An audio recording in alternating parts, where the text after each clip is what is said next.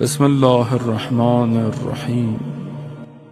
اس زمانے میں بھی کئی گروہ تھے، امام کو مانتے تھے، قلب سے مانتے تھے، مگر عمل سے ساتھ نہیں تھے، عمل سے ساتھ نہیں دے پائے۔ خوف تھا، جان کا خوف تھا، گریہ کرتے رہے۔ کئی لوگ ایسے تھے جنہوں نے بعد میں گریہ کیا، توبہ کیا، پہاڑوں میں چلے گئے، روتے رہے، گریہ کرتے رہے، مگر کیا فائدہ ایسے گریہ کا کہ جو امام کی نصرت پہ نہیں پہنچ پائے۔ اگر پہنچ جاتے تو آج ہم بھی سلام کرتے، نہیں پہنچ پائے۔ کیوں؟ کیونکہ مانتے تھے، ایسا نہیں کہ مانتے نہیں تھے، لیکن اطاعت نہیں کرتے تھے۔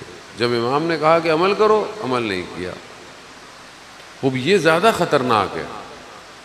انسان دل سے مانے امام کو، مانتا بھی ہو، ظاہری طور پر کہتا بھی ہو میں محبت بھی کرتا ہوں، مگر میں مجبور ہوں، مگر میں یہ نہیں کر سکتا، یہ زیادہ خطرناک ہے۔ یا تو انسان نہیں مانتا، ہدایت کا چانس ہے، ہدایت حاصل کر لے گا، ہدایت کا دروازہ کھلا ہے، ہدایت کر لے، کنورٹ ہو جائے، ادھر ہو ادھر آ جائے۔ کربلا بھی ایسے داستان سے بھری ہوئی ہے۔ لیکن یہاں شخص انکار نہیں کر رہا، نہیں مانتا ہوں، میں دل سے مانتا ہوں، مگر میں کیا کروں، میں پھنسا ہوا ہوں۔ جیسے بہت سارے کوئی بولے کہ میں مولانا صاحب بہت دل چاہتا ہے میرا میں تہجد کی نماز پڑھوں، بہت دل چاہتا ہے، لیکن اٹھا نہیں جاتا مولانا صاحب، دل بہت چاہتا ہے۔ تو ہمارے پاس تو اس کا بھی حل ہے، آپ اٹھو ہی نہیں بھائی، آپ سونے سے پہلے پڑھ لو۔ کسی نے منع نہیں کیا، 11 رکعت نہیں پڑھ سکتے، 3 رکعت پڑھ لو، 2 شفع 1 وتر پڑھ لو، سونے سے پہلے پڑھ لو، قبول ہے۔ وہ بھی نہیں پڑھی، فجر کے بعد پڑھ لو۔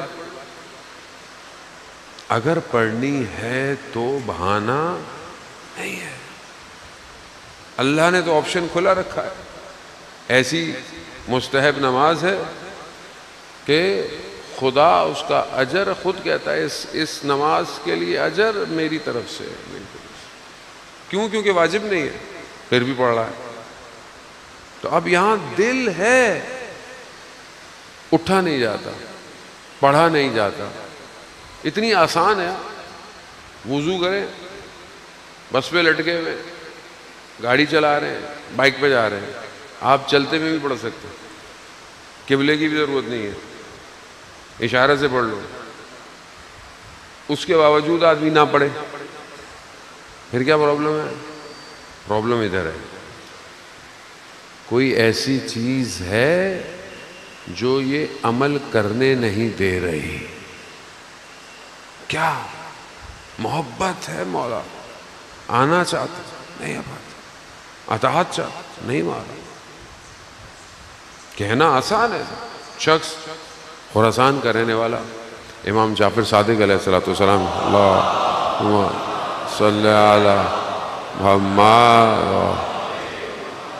امام کی خدمت میں، مولا خراسان میں آپ کے چاہنے والے بہت ہیں، کافی لوگ ہیں، آپ آ جائیں، آپ کے لیے قیام کریں گے، یعنی آپ کے ساتھ کھڑے ہو جائیں گے، انقلاب کے لیے کھڑے ہو جائیں گے۔ امام نے بولا اچھا، ہاں مولا بہت۔ امام نے بولا کتنے لوگ ہیں؟ مولا ہزاروں لوگ ہیں۔ تھوڑی دیر میں امام نے کہا کہ جاؤ تندور کو آگ لگاؤ۔ تندور میں آگ لگی، جب آگ لگ گئی امام نے اس کو کہا جاؤ آگ میں کود جاؤ۔ اب جب اسے آگ میں کودنے کا حکم ہوا، فوراً مولا میں آگ میں کود جاؤں، پیچھے میرے گھر والوں کا کیا ہوگا، اس کا کیا ہوگا؟ امام نے کچھ نہیں کہا۔ آیا ہے کیا؟ قلب لے کے تیار ہے مولا، ادھر آئیں، تیار ہیں، تلواریں تیار ہیں، سب کو یہاں امام کریں کود جاؤ، نہیں جا پایا، بہانے کرنے لگا۔ ایک امام کا صحابی غلام لکڑیاں رکھ کر اپنے کاندھوں پہ آ رہا تھا، امام نے کہا آگ میں کود جاؤ. اس نے پوچھا نہیں کب، کیسے، کیوں. آگ میں کود. اب امام اس سے باتیں کر رہے ہیں اور خراسان کے لوگوں کے حال بتاؤ وہاں کیسے ہیں. اب اس کی نگاہ تندور پہ ہے کہ وہ تو جل گیا ہوگا. جب بہت پریشانی ہوئی، جب دیکھا امام نے کہ بہت پریشان ہے، بہت زیادہ پریشان ہے، تو امام نے کہا اٹھو آؤ دیکھو. کیا دیکھا؟ وہ تندور میں آگ کے بجائے پھولوں پہ بیٹھا ہوا ہے. اطاعت. جب امام نے کہا تو کہہ دیا اطاعت کرنی ہے. تو میں خدا نخواستہ آپ کو نہیں کہہ رہا، میں اپنے آپ کو کہہ رہا ہوں. ایسے ہی ہے خدا نخواستہ.